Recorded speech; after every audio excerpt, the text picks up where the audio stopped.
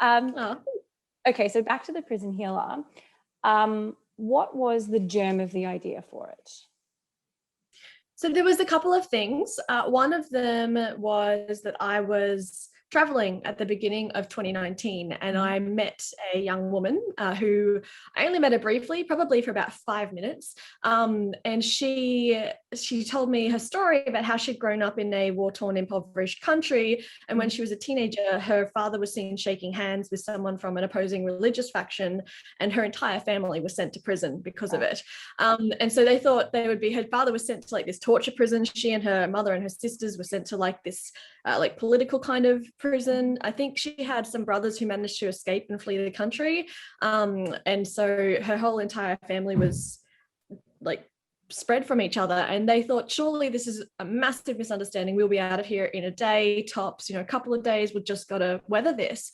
But anyway, she ended up being in that prison for 5 years, and so, which is insane. And I remember hearing her story and just the injustice of it, and just thinking how amazingly privileged I've been growing up in Australia, in a country where we don't have to face those kind of things, at least not to that level. But I was also really amazed by her agency. So she taught herself English when she was there. She was a teenager. I need to emphasize that. She also got a law degree while she was there. She buddied up to the guards and sort of made it so that they liked her, so they would give her favors, and that in turn helped her provide for her family that was there. And so all of that kind of, just again, the injustice of her tale stayed with me, and it kind of hit me.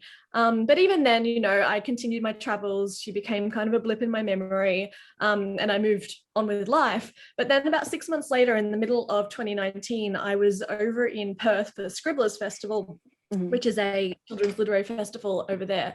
And I had a day off, and everyone kept telling me, you need to go out to Fremantle prison. And I didn't understand, because I've never been out to a prison for like, just for touristy anything. I was like, this is a really strange recommendation. But the amount of people that told me to do it, I was like, okay, fine, I will go. And so Fremantle Prison is now a heritage listed site. And so I did a tour there. So there's no inmates, and it's quite beautiful. It's really morbidly horrific, but like the scenery and everything is really quite lovely. Like Port Arthur in Tasmania. I beg your pardon? Like Port Arthur in Tasmania. I haven't been, but everyone keeps telling me I need to go, so I assume it's quite similar. Okay.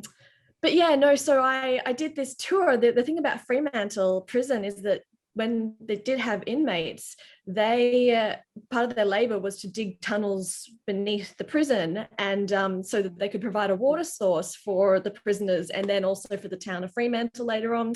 And so I went down these insane ladders deep into the earth, and I walked through some of the tunnels, and then I hopped in like a little canoe thing, and I paddled through the ones that were still partially submerged. And it was just this entire world had opened up to me. And it was just such an eerie, horrific setting, and knowing what the lives of the prisoners were like then. And then, I was back above ground, and that night I went back for a night tour, and I saw like the hangman's noose and the flogging post and the cells where the prisoners lived and the exercise yard and all these horrible places. And just for some reason, it reconnected the story of what I'd heard of that young woman in my mind.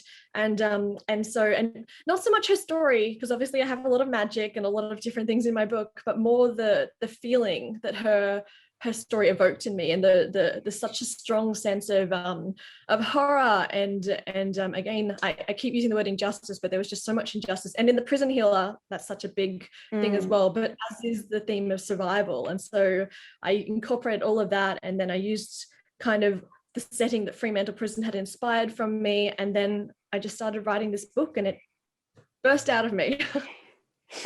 And funny you should say that. That's a beautiful segue to one of the questions I have, which comes from Alex. She messaged me. She's like, you've got to ask her this. She saw like a tweet or something that said you'd written like 30,000 words in an extremely short amount of time.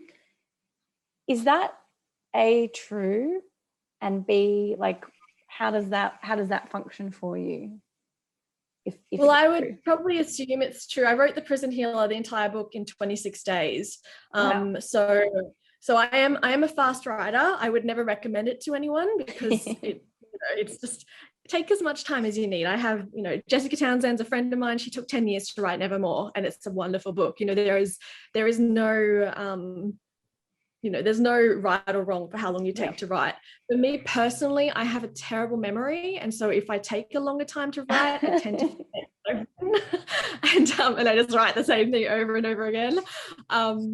So that's one reason why I write fast. But another is because I get so excited about what I'm writing, and I love to I'm just so stuck in the world with the characters that I just want to make sure everyone's going to be okay. And so and while, especially in a book like The Prison Healer, I had so much of it plotted out beforehand, there are still things that surprise you along the way. And it's those things that are kind of like, oh, how do I get out of this? How do I fix this? And that kind of keeps me deep in the world. So I think the biggest writing day I've ever had would have been when I wrote the last part of Vardasia, which is the very final book of my Doran Chronicles. And I think I wrote from 9 o'clock one morning until 4 o'clock the next morning or something. And it was 14,000 words, 14 or 15,000 words in that one period. So I was I just needed to know how that series would end coming up to the end of it. So that was rough. Amazing.